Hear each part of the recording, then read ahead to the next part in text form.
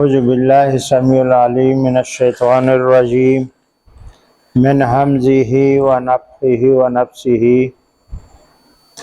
ان الحمد للہ نحمدہ ونستعینہ ونستغفرہ ونعوذ باللہ من شرور انفسنا ومن سیئات اعمالنا من یہدہ اللہ فلا مضل لہ ومن یضلل فلا ہادی لہ واشهد ان لا الہ الا اللہ واشهد ان محمدا عبدہ ورسولہ اما بعد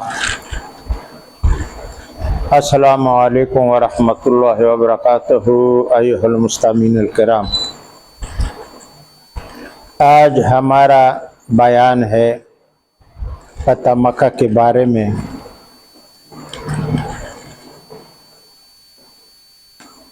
غزوہ فتح مکہ سال ہشتم یعنی 8 ہجری میں ماہ رمضان مبارک کا واقعہ ہے۔ اس کا ذکر اللہ تعالیٰ نے ایک آیات شریفہ میں جو اس سے قبل نازل ہوئی سورۃ مکہ میں سورہ فتح میں فرمایا تھا، جو اس کے بعد نازل ہوئی وہ آیات اور سورہ دجل۔ لا يستوي منكم من انفق من قبل الفتح وقاتل اولئك اعظم درجات من الذين انفقوا من بعد وقاتلوا وكلا وعد الله انفقوا من بعد وقاتلوا وكلا وعد الله الحسنى۔ برابر نہیں ہے جنہوں نے فتح مکہ سے پہلے جو خرچ کیا یا ہجرت کی، اس کے جو بعد میں جنہوں نے خرچ کیا اور جہاد بھی کیا۔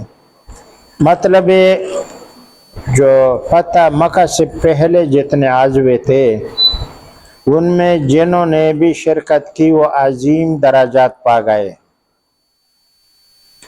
دوسرے نمبر پر وہ ہے جو کہ بعد میں مسلمان ہوئے مکہ فتح ہونے کے بعد، اور انفاق فی سبیل اللہ بھی کیا اور جہاد بھی کیا، تو ان کو بھی رب العالمین بولتا ہے کہ ہمارا سب کے ساتھ نیکی کا اور اجر کا وعدہ ہے۔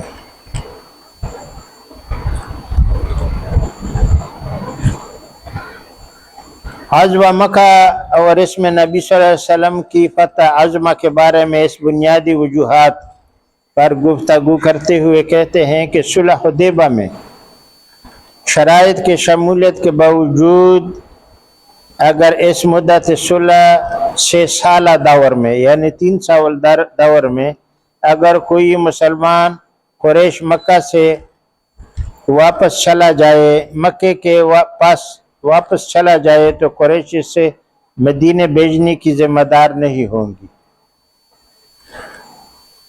مگر مطلب یہ ہے اس شرط میں کہ اگر کوئی مسلمان قریش مکہ سے کے پاس واپس چلا جائے تو قریش سے مدینے میں بھیجنے کے ذمہ دار نہیں ہوں گے، جو مدینے سے آ جائے ہم ان کو نہیں دیں گے۔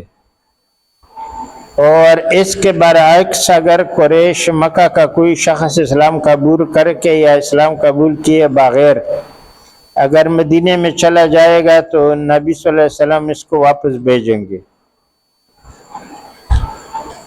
اور قریش مکہ و اہل مدینہ یعنی مسلمانوں کے مابین اس مدت کے صلح کے دوران میں امن امان کی ذمہ داری فریقین پر ہوگی، اور قریش مکہ کی اظہار درمی پر مبنی شرائط کو بھی نبی صلی اللہ علیہ وسلم نے قبول کر لینے کے باوصف قریش مکہ کی طرف سے اس دوران میں بھی چھیڑ چھاڑ ہوتی رہی، فتنہ پردازی و شرانگیزی کا سلسلہ جاری رہا۔ جب نبی صلی اللہ علیہ وسلم نے مکہ کے شام جانے والے قافلوں میں رکاوٹ پیدا کرنے کی مسلمانوں کو قطعاً کوئی حکم نہیں دیا تھا، بلکہ مذکورہ بالا صلح نامے میں پوری پابندی کا خیال رکھا گیا تھا۔ جب مدینے کے قریب قرب جوار اور مکہ اور شام کے راستے میں آباد قبائل میں، جن میں سے کچھ مسلمانوں کے طرف دار اور کچھ قریش مکہ کے طرف دار تھے، قریش کے طرف سے طرفدار قبائل کی طرف سے خواہ مخواہ جھگڑے کھڑے کیے گئے، بلکہ قریش کی طرف سے بھی اپنے طرفداروں کو ابھار کر مسلمانوں کے طرف قبائل کے خلاف نفرت پھیلانے کی کوئی کسر نہیں اٹھائی۔ نبی علیہ السلام نے رمضان المبارک میں 8 ہجری میں مدینے سے کوچ کیا اور اس وقت میں فتح مکہ کے لیے روانہ ہوئے۔ 10,000 کا لشکر لے کر کے چل پڑے مدینے سے۔ راستے میں بہت جو ان کے طرفداری والے قبیلے تھے مسلمانوں کے، ان کا بھی ساتھ میں لشکر ہوتے ہوئے یہ سارا لشکر 12,000 تک پہنچ گیا اور بہت خفیہ طریقے سے چلا تھا، مگر راستے میں جو بھیڑ بکریاں چروانے والے چرواہے کو جب پتہ چلا تو انہوں نے فوراً دوڑ بھاگ کر کے مکہ کو اطلاع دی۔ اب یہاں پر ابو سفیان انہوں نے جب سوچا، وہ تو بڑے سمجھدار آدمی تھا کہ اب کے بار مکہ کا خیر نہیں ہے قریشوں کا۔ 1.5 دن کے فاصلے پر آیا نبی علیہ السلام کے پاس۔ وہاں نبی علیہ السلام نے پڑاؤ کیا ہوا تھا اور آہستہ آہستہ بڑا لشکر تھا تو جلدی جا نہیں سکتا تھا۔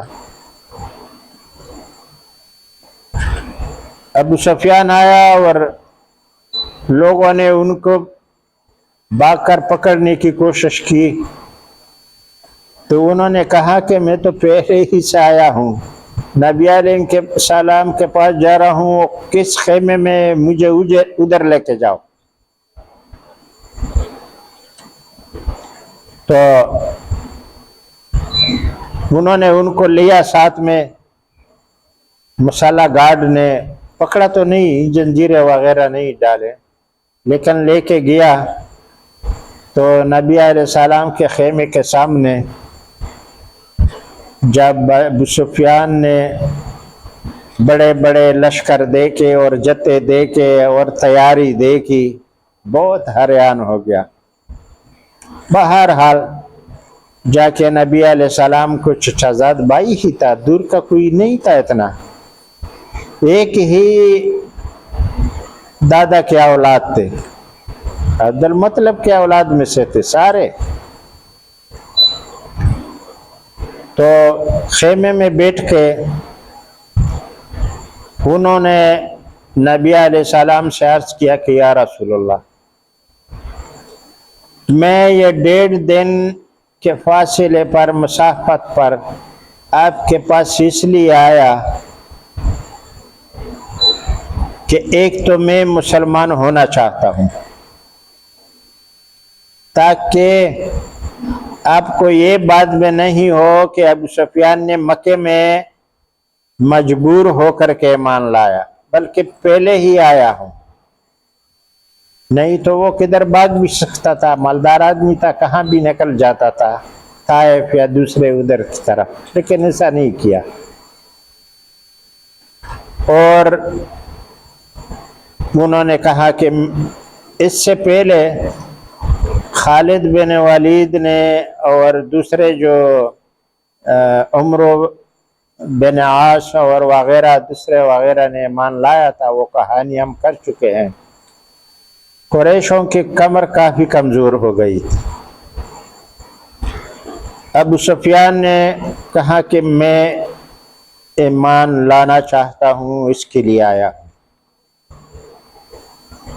اور میرے 3 شرط بھی ہے، یہ بھی آپ کے سامنے پیش کر رہا ہوں۔ دیکھو، کل تک لڑنے والا کفر کا بہت بڑا ڈانا، جو بہت بڑا سردار بھی تھا اور کفار قریش کا سرداری کرتا تھا، بڑا مالدار تھا، نامی گرامی آدمی تھا، اور دولت بھی تھی، بہت عزت بھی تھی، لیکن وہ کفر کا بس رب العالمین کے سامنے جو بھی ہو اس کے لیے کوئی فعال لما یرید، میں جو کرتا ہوں جو چاہوں کروں گا۔ ابو سفیان جیسا، خالد بن ولید جیسا بہت بڑے سرکردہ، سپاسالار اور سرکش ایمان لانے کے لیے تیار ہو گئے،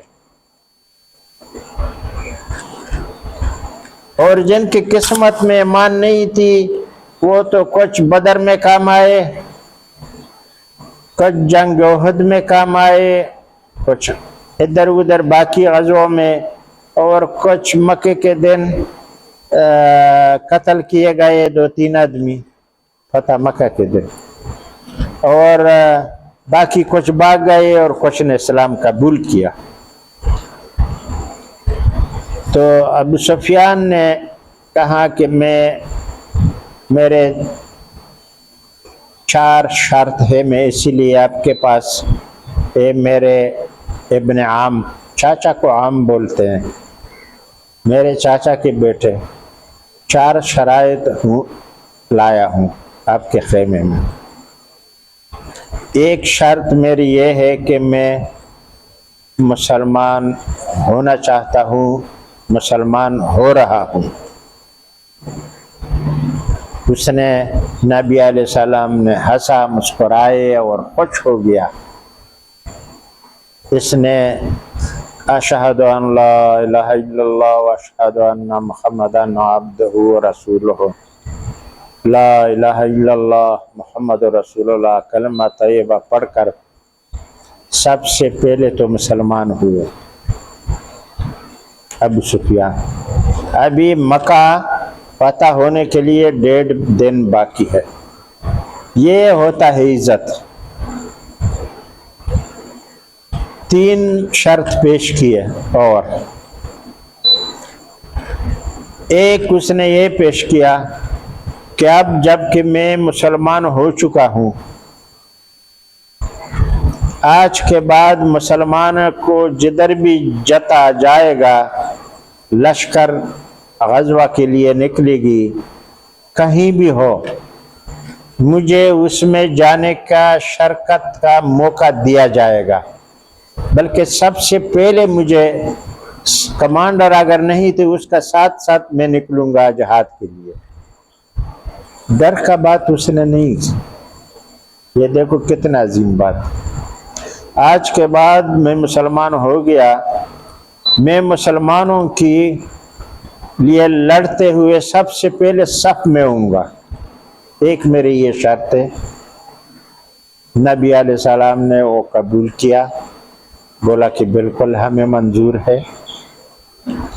دوسرا شرط انہوں نے یہ بتایا کہ میرا بیٹا ہے، جوان ہے، لکھا پڑھا ہے، میں نے اس کو پر خواری کی، محنت کی تاکہ وہ لکھ پڑھ جائے، کل ہمارے کام آ جائے۔ معاویہ ابو سفیان کی بیٹا تھا، زید ابو سفیان بھی تھا، ایک زید تھا، ایک معاویہ تھا، ایک تیسرا تھا، لیکن وہ پڑھے لکھے نہیں تھے۔ معاویہ رضی اللہ بعد میں مسلمان بن کے ایک عظیم شاہ بنے، سپاسالار بنے، کاتب وحی ہے۔ تو یہ میرا بیٹا لکھا پڑھا ہے، یہ اپنے پاس رکھ لے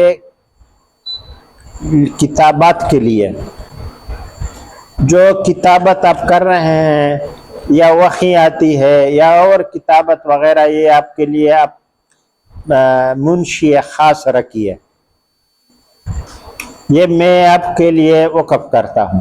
دیکھو یہ ہوتا ہے قربانی۔ ہم میں سے کوئی ایسا کرے گا؟ تیسرا، میرا ایک بہت خوبصورت بیٹی ہے، وہ بھی میں آپ کے نکاح میں دینا چاہتا ہوں۔ تین بات، بڑا دشمن، ہم اس کو تربور کہتے ہیں، اور چاچا کے لڑکے، آج تک دشمنی، عداوتیں، ایک دوسرے پر چڑھائی، آج وہ یہ پیش کر رہے ہیں۔ اسلام کے لیے دیکھو کتنے شرائط رکھے انہوں نے۔ دل کرتا ہے کوئی مسلمان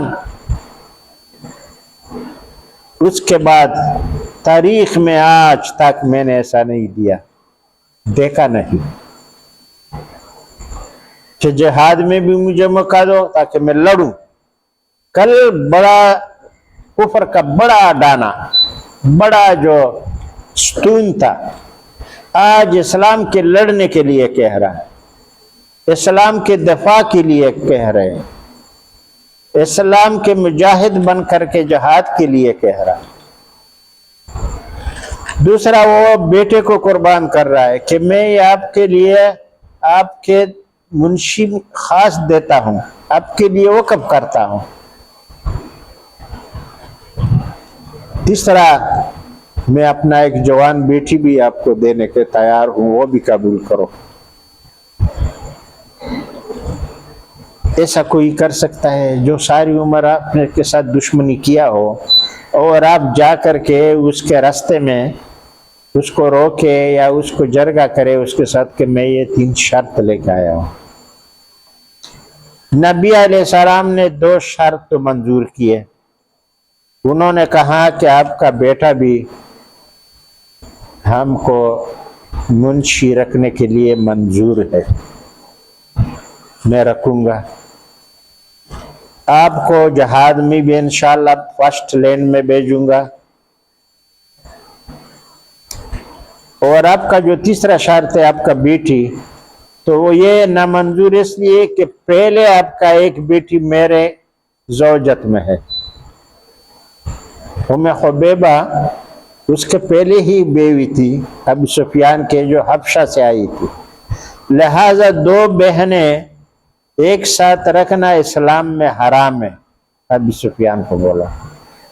تو انہوں نے بھی بعد میں سمجھا کہ بالکل صحیح ہے، لہذا ایک شرط چھوڑ کر کے باقی شرطیں اس کے منظور کیے۔ اس قربانی کو ذرا دیکھو اور سوچو، اسلام کے لیے چلو کہہ دیتا کہ میں مسلمان ہو گیا ہوں، بس مجھے امن دے، میں آ گیا، لیکن یہ جو خدمت ہے انہوں نے پیش کی، یہ ابھی تک ایسا ماں کا حلال نہیں ہوا اسلام میں کہ اس نے ایسا پیشکش کیا ہو، جو کفر کے بڑے ستون نے پیش کیا۔ تو نبی علیہ السلام نے بھی ایک خوشخبری سنائی کہ میری بھی ایک خوشخبری سنو، جو تمہارے گھر میں مکہ میں پناہ لے لے اس سے میں کوئی سرکار نہیں رکھوں گا، اسے میں معاف کروں گا۔ یہ بھی ان کو ابو سفیان کو عزت ملی کہ آپ کے گھر میں جو بھاگ گیا اور اسلام نہیں بھی لائے تو بھی ہمارے طرف سے امن میں ہوگا۔ وہاں سے دوسرے دن یہ سویرے نکلے اور مکے میں داخل ہونے کے لیے بڑے شان اور شوکت سے داخل ہو گئے۔ اکرمہ بن ابی جہل اور اس کے کچھ ساتھیوں نے لڑنے کے لیے کچھ اپنے گروپ بندی کی مکے سے ایک سائیڈ میں کہ ہم لڑیں گے۔ تو خالد بن ولید کو پتہ چلا انہوں نے پیچھے سے آ کر کے ان پر وار کیا. اکرما اور دو بندہ اور جو کمانڈر تھے وہ تو بھاگ نکلے، اور باقی جو انہوں نے پکڑ لیے، بس کسی کا سیر مارا اور کسی کو پکڑ کر کے لایا، ختم. وہ تو خالد بن والد نے رام کر دیے. نبی علیہ السلام داخل ہوا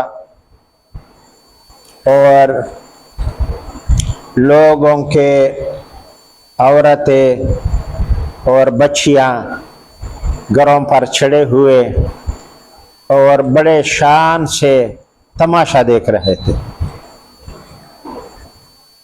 نبی علیہ السلام سب سے پہلے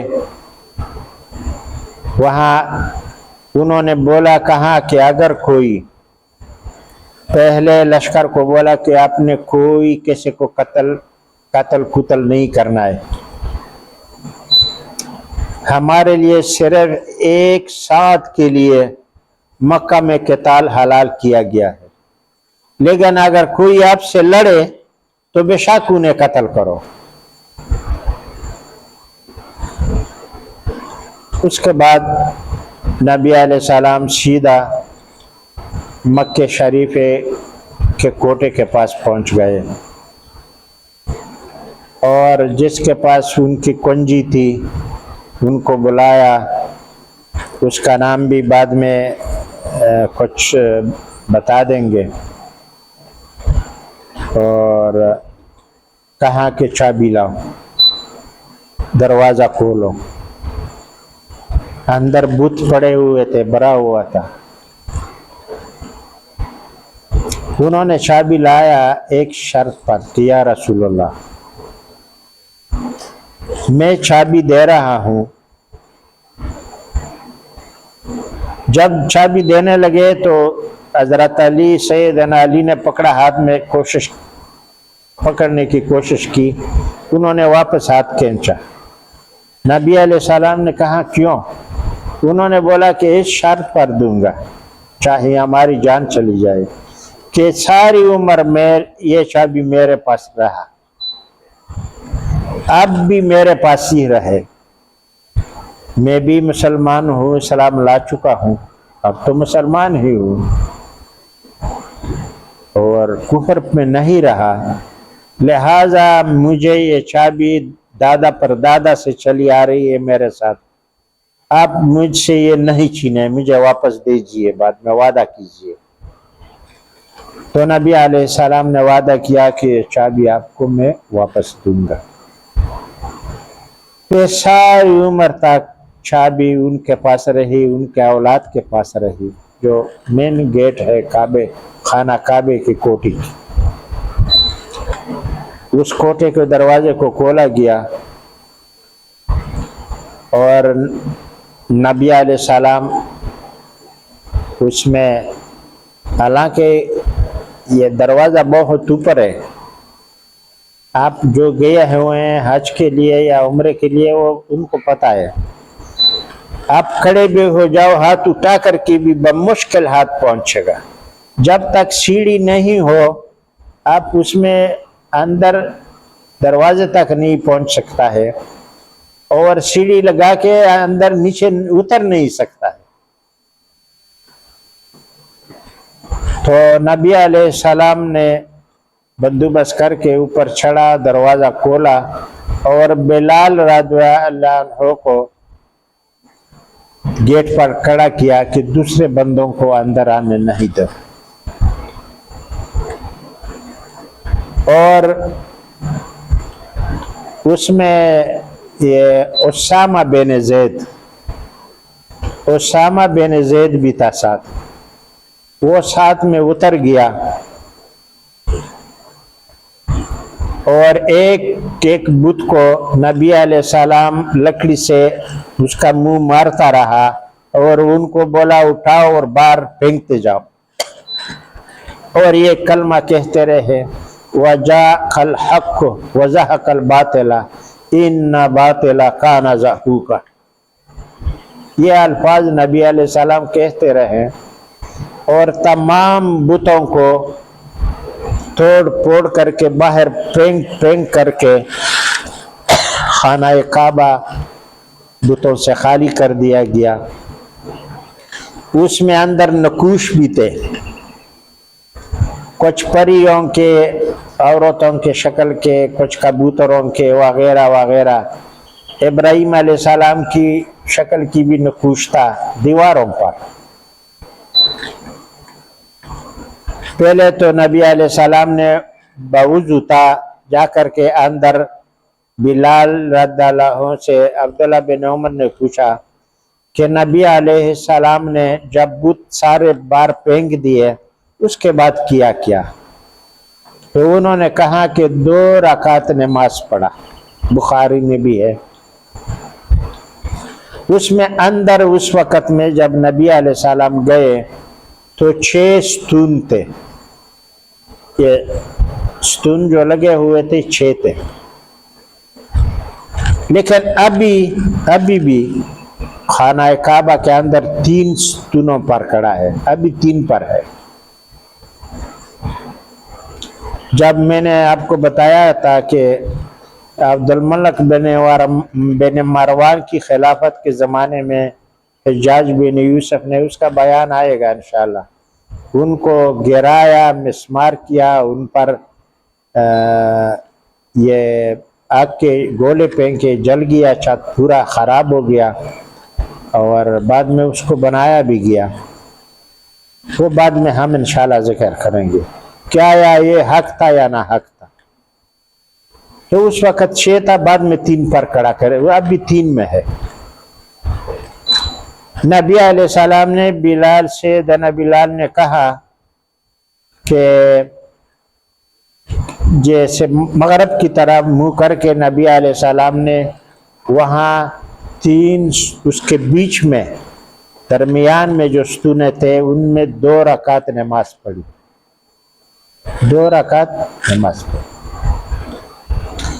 اس کے بعد دعا کی، اور بت تو پہلے بھی پھینکے گئے تھے، پھر حکم دیا کہ ان کو دھو لو، اور جتنے نقوش اس کے اندر ہے ان کو صاف کرو، ان پر چونا لگاؤ، رنگ لگاؤ، مٹا دو اور صاف کرو۔ یہ بھی ہو گیا۔ اس کے بعد نبی علیہ السلام نے طواف کیا۔ ایک عمرہ تو پہلے عمرہ تو قضا کیا ہوا تھا، یہ طواف کوئی عمرے کا نہیں تھا، یہ طواف کعبہ تھا، بس خانہ کعبہ۔ طواف کیا اور زمزم سے پانی پیا، دوسرے سب مسلمانوں نے بھی یہ کیا، قریش بھی دیکھ رہے تھے، جو مسلمان تھے وہ بھی خوش تھے، جو کفر کے حالت میں تھے وہ بھی دل میں کچھ نہیں کر سکتے تھے، خاموش بیٹھے ہوئے تھے۔ بعد میں تو یہ سب مسلمان ہو گئے۔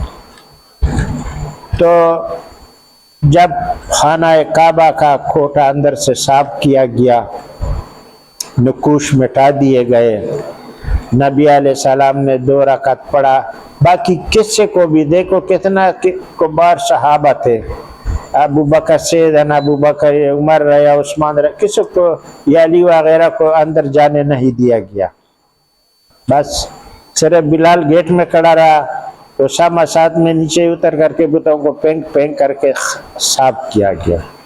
وقت لگا ہوگا بہت، یہ تو اتنے سارے بت پھینک کر کے اٹھا کر کے، لیکن لوگ باہر بہت تھے، وہ بس مارتے رہے اور ٹکڑا کرتے رہے۔ اس کے بعد جب طواف سے بھی فارغ ہوا نبی علیہ السلام، اور صفا مروہ بھی کیا، وہ بھی کیا ساتھ میں ہی ہے، ایک ہی گراؤنڈ میں تقریباً تو تھا۔ اس ٹائم میں مکہ مکرمہ بمائے کوٹے کے 3 جیرب گراؤنڈ میں تھا، مطلب کہ اس کا احاطہ جو دیواریں تھے وہ 3 جیرب کا اندازہ تھا، اتنا بڑا جگہ میں تھا۔ ابھی تو بہت بڑا توسیع ہو گیا ہے، اس میں اندر جانے کے لیے بھی بہت ٹائم مانگتا ہے وغیرہ وغیرہ، کیا کیا عالیشان منظریں ہیں، گیٹیں بنائے گئے ہیں، لفٹیں ہیں، چیئر لیفٹ ہے وغیرہ وغیرہ. تو اس کے بعد نبی علیہ السلام وہاں بیٹھ گئے، شیڈ میں خیمہ لگایا گیا اور لوگوں کو کہا کہ جتنے یہاں ہے، لیکن اس دور میں کسی نے حرکت نہیں کی سوائے وہ تینوں کے. وہ تو بھاگ گئے اور باقی مر گئے. وہ 2 آدمی نے جا کر کے غلاف مکہ پکڑا، اس کے پیچھے چھپ گئے. نبی علیہ السلام کو بہت تکلیفیں دیتے رہے اور ان کو خلاف بہت جا کے چھپ گئے.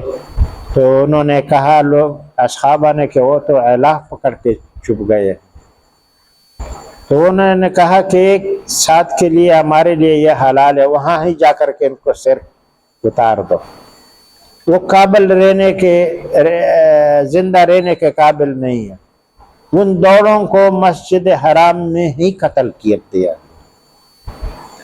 باقی وہ جو 3-4 قتل ہوئے باہر خالد بن ولید کے ہاتھ سے، باقی اور کسی نے بغاوت نہیں کی، کسی نے مدافعت نہیں کی.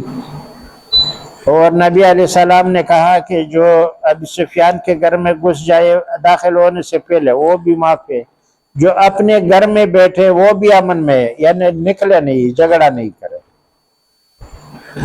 تو کچھ لوگ عورتیں بھی تھے، بچے بھی تھے، وہ اپنے گھروں میں چھپ گئے، کچھ ابو سفیان کے گھر میں گھس گئے اور مطلب کوئی مدافعت خلاف نہیں ہوئی یا جھگڑا وغیرہ.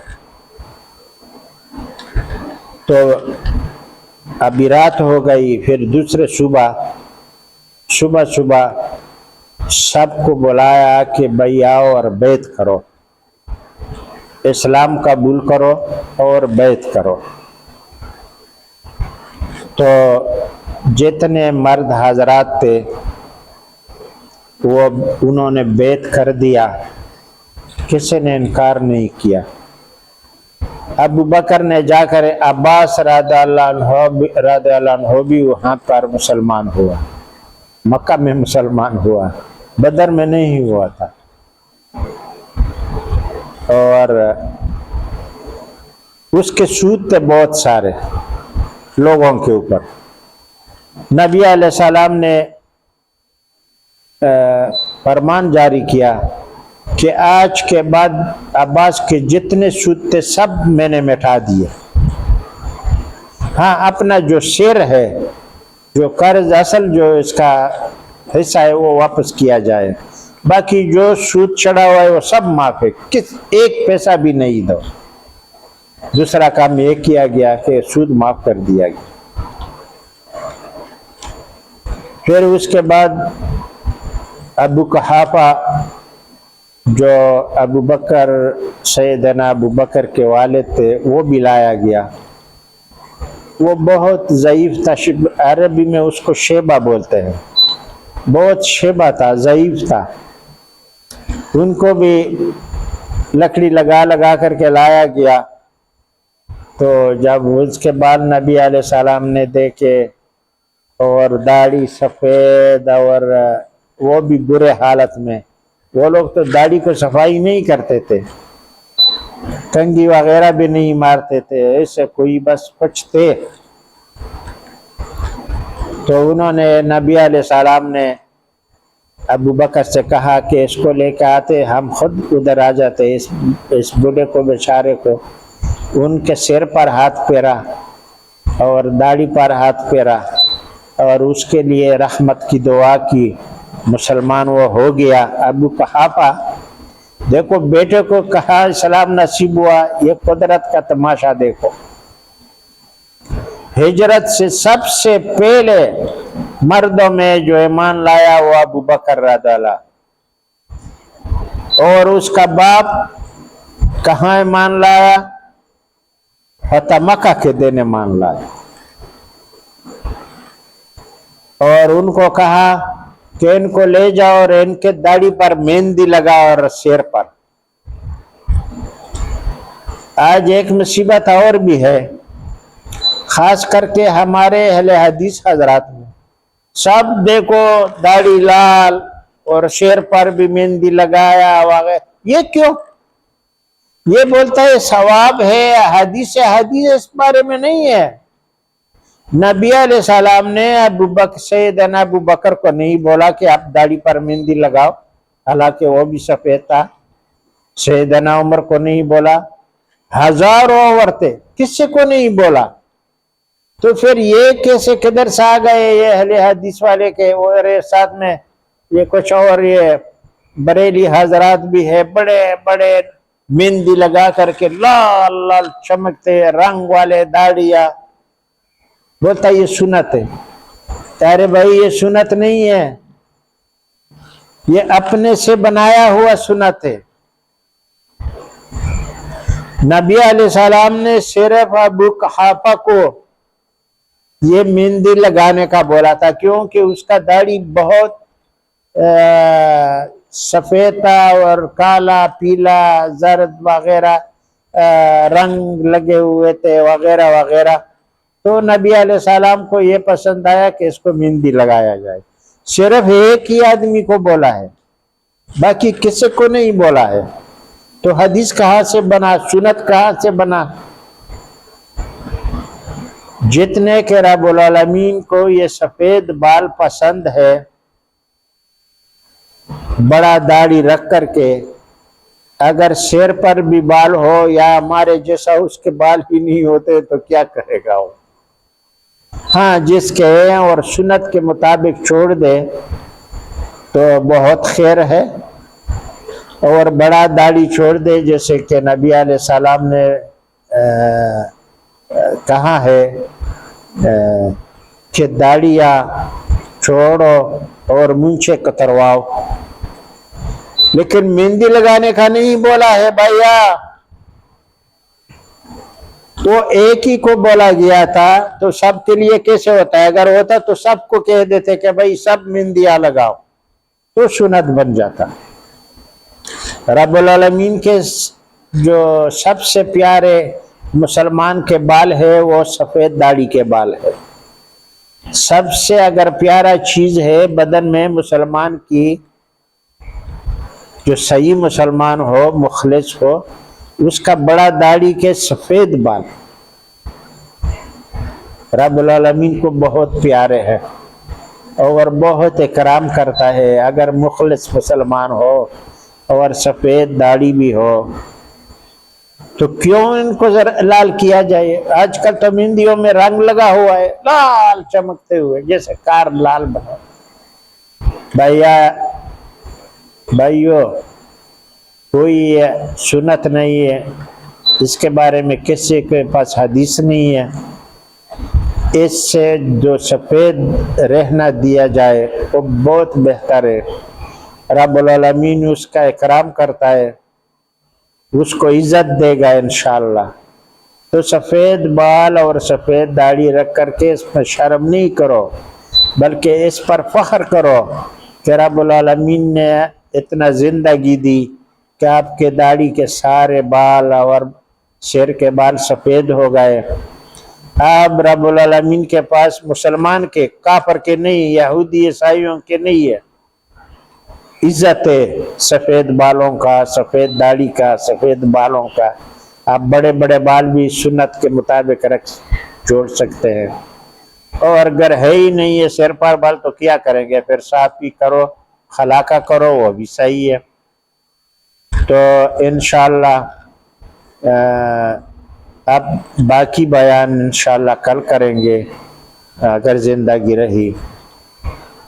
رب اجعلنی مقیم الصلاۃ ومن ذریتی ربنا وتقبل دعاء ربنا اغفر لی ولوالدی وللمؤمنین یوم یقوم الحساب ربنا هب لنا من ازواجنا وذریاتنا قرۃ اعین وجعلنا للمتقین اماما لا الہ الا انت سبحانک انی کنت من الظالمین لا الہ الا انت سبحانک انی کنت من الظالمین اللهم اجرني من النار، اللهم اجرني من النار، اللهم اجرني من النار.